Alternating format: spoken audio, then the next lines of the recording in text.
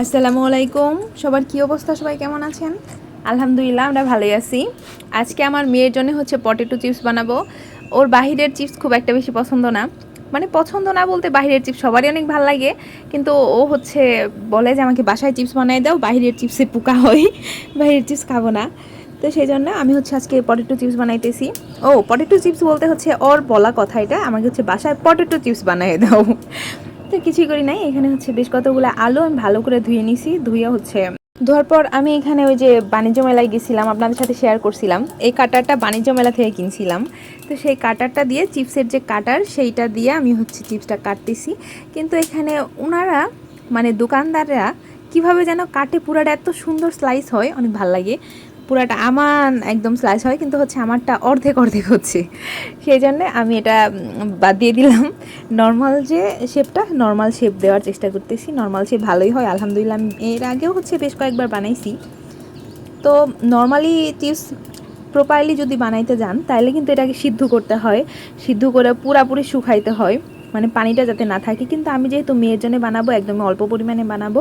এখানে কাটছি আমি অনেকগুলাই, কিন্তু সবগুলো বানাই নাই, একদমই অল্প কিছু বানাইছি। সেই জন্য আমার হাতে এত টাইম নাই, কারণ মেয়ে পাগল করে ফেলাইতেছে যে আম্মু তাড়াতাড়ি বানাও, তাড়াতাড়ি বানাও। এখানে হচ্ছে ভয়েসটা অরিজিনাল ভয়েস রাখি নাই। যদি অরিজিনাল ভয়েস রাখতাম তাহলে বুঝতেন যে কি পরিমাণ কথা বলতেছে। আমি এটা রাতের বেলা বানাইতেছি, এখন হচ্ছে রাতের খাবার খাওয়ার সময়, কিন্তু পাগল হয়েছে পটেটো চিপস খাবে। তো সেই জন্য বারবার খালি বলতেছে আম্মু চিপস কি হইতেছে না, এত দেরি হইতেছে কেন, চিপস কি আম্মু খাবো না, চিপস কি ভালো হবে না, এগুলো বারবার বলতেছে।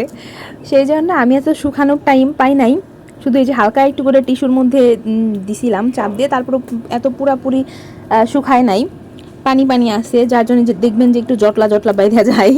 জটলা বাঁধলেও সমস্যা নাই, যেহেতু বাচ্চা পোলাপান খাবে, এটা সমস্যা হয় না। কারণ এটা হচ্ছে মচমচা হয়ে যায়, ভাজার পরে মচমচা হয়ে যায়। কিন্তু সমস্যা হইতেছে আপনার তেলটা বেশি লাগে।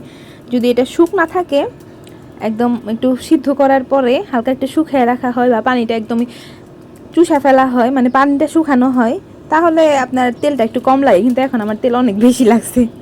আর আর আমার হইতেছে আজকে তেল একদমই শেষ, পুরাই শেষ। অল্প পরিমাণ তেল ছিল, ততটুকুতেই আমি কাজ করতেছি, কারণ এখানে আর একটু তেল লাগতো।